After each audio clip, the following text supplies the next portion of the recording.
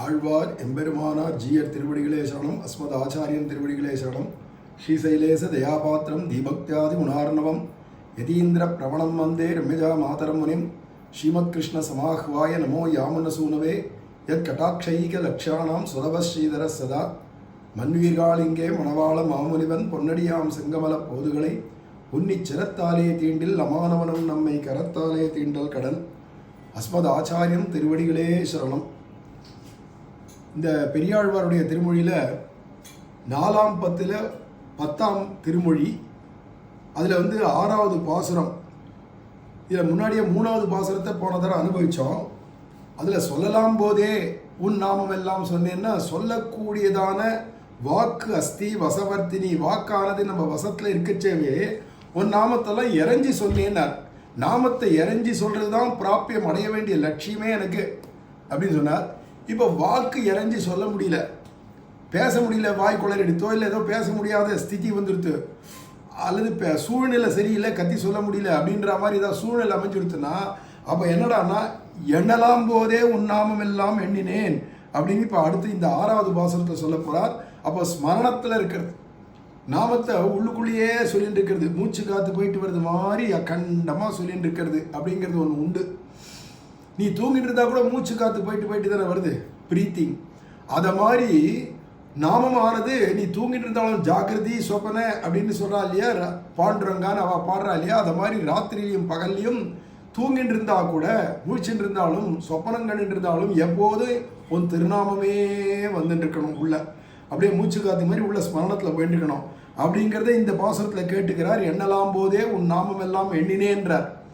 இந்த பாசுரம் என்னன்னா, தன்னனவில்லை நமந்தவர்கள் சால கொடுமைகள் செய்யா நிற்பர், மண்ணொடு நீரும் எரியும் காலும் மற்றும் ஆகாசம் ஆகி நின்றாய், எண்ணலாம் போதே உன் நாமமெல்லாம் எண்ணினேன், என்னை குறிகொண்டு என்றும் அண்ணலே நீ என்னை காக்க வேண்டும் அரங்கத்தரவணை பள்ளியானே அப்படிங்கிற இந்த பாசுரம். கொஞ்சம் கூட இரக்கமே இல்லாதவர்கள் யமனுடையதான தூதுவர்களாகிய யம பட்டர்கள் ரொம்ப தாங்க முடியாத பொறுக்க முடியாத அளவுக்கு கொடுமை செய்வாவா. ஏன்னா நம்ம அவ்வளோ பாவம் பண்ணியிருக்கோம், அதுக்கு ஏற்றதான துன்பம் அவள் கொடுத்து தான் ஆகணும், அதில் கொடுமை பண்ண தான் செய்வா. மண்ணோடு நீரும் எரியும் காலும் மற்றும் ஆகாசம் ஆகின்றாய், எல்லா பஞ்சபூதங்களாகும் பஞ்சபூதங்களுடைய தன்மாத்திரைகளாகிய சப்தஸ்பர்ச ரூப ரச கந்தங்களாகும் எல்லாமா ஆகியிருக்கிறது நீதான். அப்பேற்பட்ட ஒன்றை எண்ணலாம் போதே ஸ்மரணத்தில் உன் நாமத்தை சொல்லிகிட்டே இருக்கிறது. உன் நாமமெல்லாம் எண்ணினேன், என்னை குறிகொண்டு என்றும் என்னை குறித்து வச்சுட்டு என்றும் நான் நினச்சிட்டே இருந்தேன், என்றும் நீ என்ன நினச்சிட்டே இருக்கணும் அப்படிங்கிறார். அண்ணலேன்னா நம்மளை வச்சு சம்ரட்சணம் பண்ணக்கூடியவன், அண்ணல்னா நிர்வாகக்கன்னு அர்த்தம். அப்போ அண்ணலே நீ என்னை காக்க வேண்டும், நீ என்னை காப்பாற்றணும், வேற யார்ட்டையும் என்னை காமிச்சு கொடுக்காத, நீ என்னை காப்பாற்றணுன்றார். இங்கே காப்பாற்றுறதுன்றது கூட வைகுண்ட அடையணும்னா அடையணும் கூட இல்லை, உன் நாமம் மனசில் நினச்சிட்டே இருக்காமல் இருக்கணும். எத்தனை பிறவி எடுத்தாலும் எங்கே போனாலும் சரி உன் நாமத்தை நான் எண்ணிகிட்டே இருக்கணும் அப்படிங்கிறதா இங்கே விஷயத்தை இந்த பாசுரத்தில் சாதிக்கிறார். அதுக்கு சுவாமி மணவாள மாமுனிகள் இங்கே வியாக்கியானம் பண்ணுறார். இத்தால் தம்முடைய பிராப்பிய நிஷ்டையை சொல்லுகிறார். தான் அடைய வேண்டிய நிஷ்டை என்னடான்னா எப்பயும் உன் ஸ்மரணம் இருந்தே இருக்கணும், நாம ஸ்மரணம். உன் ஸ்மரணம்னா கூட வேற அர்த்தமாயிடும். நாமத்தை நாராயண நாராயண நாராயண நாராயண உள்ள ஓடிண்டே இருக்கணும் மனசுக்குள்ள. கரணங்கள் விதேயமாய் அனுசந்திக்கலாம் போதே, என்னுடைய கரணங்கள்லாம் எப்போ எனக்கு அடிமையாக இருக்கோ, மீறி போயிடுத்துன்னா ஒன்றும் பண்ண, எனக்கு அடிமையாக இருக்கச்சவே உன்னுடைய திருநாமம் எல்லாம் எனக்கு தாரகமாய் போக்கியமாய் அனுசந்தித்தேன்னார். எனக்கு உயிர் வாழறதுக்கு அடிப்படையே சாப்பாடு இல்லை, உயிர் வாழறதுக்கு அடிப்படை தீர்த்தம் கூட இல்லை, எனக்கு தண்ணீர் கூட இல்லை. பின் என்னன்னா என் உயிர் வாழறதே நாராயணா நாராயணா நாராயணான்னு சொல்கிறதுல தான் உயிர் வாழ்ந்துட்டு இருக்கேன். அதுதான் தாரகம்னு அர்த்தம். போக்கியம்னா என்னன்னா எனக்கு பரம போக்கியம், ருச்சிகரமாக சுவைக்கிறது, இனிமையாக இருக்குது, நான் பல விதத்தில் அதை அனுபவிக்கிறேன்னா அது நாமமாக தான் இருக்கணும். அப்போ நாமமே எனக்கு போக்கியம். இதை பின்னாடி சொல்கிறார் சுவாமி நம்மாழ்வாரும், உண்ணும் சோறு பருகும் நீர் தின்னும் வெற்றிலையும் எல்லாம் கண்ணன் எம்பெருமான் அப்படின்னார். அந்த கண்ணனுடைய நாமமே எனக்கு உண்ணும் சோறு போஷகம், கண்ணனுடைய நாமமே பருகும் நீர் அதுதான் தாரகம், அதுவே தின்னும் வெற்றிலை அப்படின்னா போக்கியம்னு அர்த்தம். எனக்கு தாரக போஷக போக்கியங்கள்னு என்னென்ன உண்டோ எல்லாம் கண்ணனுடைய திருநாமம் தான் அப்படின்னு நம்மாழ்வார் சொல்றார் இல்லையா. இந்த இடத்துல இவரும் அதே வியாக்கியானத்தை சொல்லிட்டு போறார் மணவாள மாமனிகள். எனக்கு தாரகமோ போக்கியமோ ரெண்டுமே உன் நாமம் தான். அப்போ இங்கே தாரகம் போக்கியத்தை சொல்லிட்டாருன்னா நடுவில் இருக்கிற போஷகத்தையும் மறைமுகமாக சொல்றார். அப்படிங்கிறதுனால எனக்கு தாரகமாகவோ போஷகமாகவோ போக்கியமாகவோ இருக்கிறதெல்லாம் உன் நாமத்தை நினைச்சுட்டே இருக்கிறது தான் அப்படிங்கிறார். சரி, அது என்ன நாராயண நாமம் தானா அப்படின்னா, நாராயண சப்தத்துக்குள்ளே சகல நாமங்களும் அந்தர்பூதமாகையாலே அது ஒன்றையும் சொல்லவே எல்லா நாமங்களையும் சொன்னார் ஆவரிதே. நாராயண நாமத்துக்குள்ள சகசநாமங்களும் அத்தனை அனந்த நாமமும் அது உள்ள அடக்கமாக்கிறதுனால இந்த நாராயண நாமம் ஒன்னே சொன்னாலே போதும், எல்லா நாமங்களையும் சொன்னதாயிடும். தனித்தனியாக சொல்லணுன்ற அவசியம் இல்லை. ஏன்னா அத்தனை நாமங்கள்லேயும் சொல்லப்பட்ட குண விசேஷங்கள் அத்தனையும் இந்த நாராயண நாமத்துக்குள்ளே அடக்கம். எப்படி எல்லா தேவர்களும் நாராயணன் உள்ள அடக்கமோ அவர் எல்லா நாமங்களும் அந்த ஒரு நாராயண நாமத்துக்குள்ளே அடக்கமாக போயிடுறது. இவர் தான் அதொழிய வேறொன்றையும் அறியாரிதே.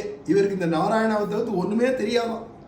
இந்த மாதிரி இருந்துட்டா ரொம்ப தேவையில்லாம ஒன்றா எவ்வளோன்னு கேட்டால் 2 அப்படின்னு சொல்கிற வரைக்கும் நம்ம அன்ஃபிட்டு லாயக்கத்தவன். ஒன்று 2ன்னு கூட தெரியக்கூடாது. ஒன்றுன்னா என்ன முதல்ல வேற ஒன்னோட ஒன்றுன்னு சொல்லி அப்படின்னா என்னன்னு புரியலையே அப்படின்ற அளவுக்கு ஒன்றுமே தெரியாதான். நாராயண நாமத்தை தவிர்த்து ஒன்றும் தெரியாது உலகத்தில் அப்படின்னு.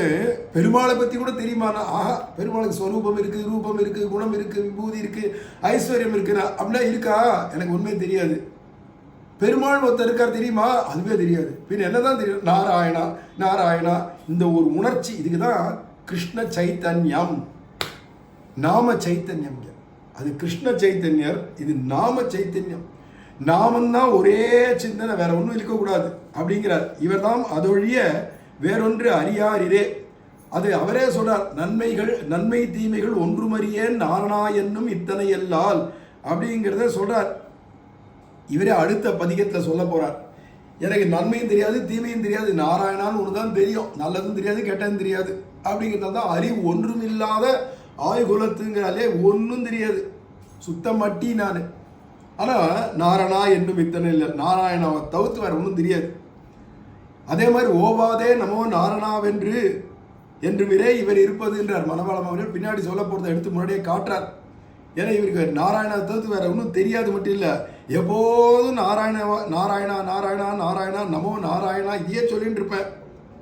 மங்களாசாசனத்துக்கும் இதுதானே இரே இவருக்கு வாச்சகம். தப்பி தவிர பகவானுக்கு பல்லாண்டு பாடணும் மங்களாசாசனம் பண்ணணும்னாலும் அவருக்கு இந்த நாமத்தை வச்சுதான் பாட தெரியும், வேற ஒன்றும் தெரியாது. என்ன தெரியும்னா, நமோ நாராயணாயவென்று பரமாத்மனை சூழ்ந்திருந்து பல்லாண்டு ஏத்துவர் அப்படின்னு தானே முடிக்கிறார். பல்லாண்டுலையும் ஆரம்பத்தில் 3-4வது பாசுரங்கள்லேயே சொல்லச்சவே நாடும் நகரமும் நன்கரிய நமோ நாராயணாயவென்று பாடும் மனமுடைய பக்தருடைய 11வது பாசுரமான அல்வழக்கொண்டுமில்லா அணிகோட்டியர்கோன் அபிமானதுங்கன் செல்வனைப் போல திருமாலே நான் உனக்கு பழவடியேன் நல்வகையால் நமோ நாராயணா என்று நாமம் பலவரி. சரி, பல்லாண்டு முடிக்கச்சேவாவதுன்னா நமோ நாராயணாயவென்று பல்லாண்டும் பரமாத்மனை சூழ்ந்திருந்து ஏத்துவர் பல்லாண்டே. அப்போ மங்களாசாசனம் பகவானுக்கு பண்ணணும், பல்லாண்டு பாடணும்னாலும் நாராயண நாமம் தான் தெரியும். இதை தவிர்த்து நல்லதும் தெரியாது கெட்டதும் தெரியாது, இதுவே எப்போதும் ஸ்மரணம் பண்ணிட்டு இருப்பேன் இந்த நாமத்தே. ஆகையால் திருநாமம் ஒழிய ஒரு க்ஷணமும் தரிக்க மாட்டார். இந்த நாமம் சொல்லாத அவரால் தரிச்சுட்டு உயிர் வாழவே முடியாது. அப்போ பசி தாகம் தூக்கம்லாம் கூட தெரியாதனா, உண்ணான் ஆள் பசியாவதொன்றில்லை ஓவாதே நமோ நாராயணா என்று எண்ணானாள் அவை தத்துருமாகில் அண்ணனக்கவை பட்டினி நாளேனார். நான் சாப்பிடாத நாள்லாம் பசியான நாளாக இருக்கேனாக்கும் அப்படின்னு அர்த்தம் இல்லை. சாப்பாடு எனக்கு முக்கியம் இல்லை, என்னைக்கெல்லாம் நான் நாமத்தை சொல்லியோ அன்றைக்கி தான் எனக்கு பட்டினி நாள். அன்றைக்கெல்லாம் இப்போ நாமம் சாப்பிட்றது தான் இவருக்கு சோறு, நாமம் சாப்பிட்றது தான் தீர்த்தம், நாமம் சாப்பிட்றது தான் போக்கியம், எல்லாம் அவருக்கு நாராயணா தான் அப்படின்னு அவரே சொல்ல போகிறார். எல்லாம் 5ஆம் பத்தில் பின்னாடி அடுத்த 10 சொல்ல போகிறாரு. எனக்கு பட்டின நாள் என்னும் அவரிதே ஆக இப்படி உன் நாமமெல்லாம் எண்ணினேன் என்னை குறிகொண்டு. இப்படி உன் நாமத்தை தவிர்த்து வேற ஒன்றும் தெரியாது, அதையே ஸ்மரணம் பண்ணிட்டு இருந்தேன். அப்பேற்பட்டதான என்னை குறிகொண்டு என்னை நீ குறித்து வச்சுக்கணும். இப்படி உன் திருநாமத்தை சொல்லி உனக்கு மங்களாசாசனம் பண்ணாத போது க்ஷணகாலம் தரிக்க மாட்டாத என்னை திருவுள்ளம் பற்றி நாமம் சொல்லாத என்னால் உயிர் வாழ முடியாது அப்படிங்கிறதான என்ன நீ நினச்சிட்டே இரு. ஒரு அரட்சணம் கூட உன் நாமத்தை சொல்லி மங்களாசாசனம் பண்ணாத என்னால் இருக்க முடியாது அப்படின்ட்டுக்கிற என்னை திருவுள்ளம் பற்றி என்னை நீ மனசில் வச்சுண்டு என்றும் சர்வ காலத்திலும் இந்நிலைதான் இவருக்கு காதாஜித்கம் அன்றே.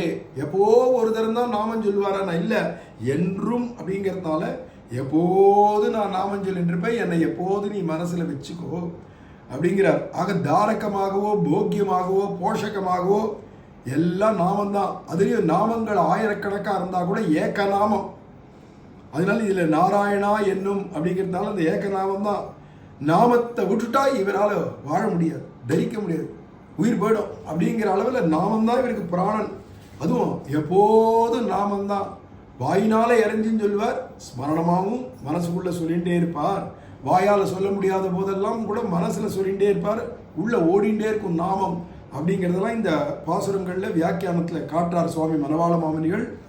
மேலே அடுத்ததான பதிகத்தில் என்ன சொல்கிறாரோ அது மேலே அனுபவிக்கலாம். ஆழ்வார் எம்பெருமானார் ஜீய திருவடிகளே சரணம். அஸ்மத் ஆச்சாரியம் திருவடிகளே சரணம். ஸ்ரீமதே ராமானுஜாய நமஹ.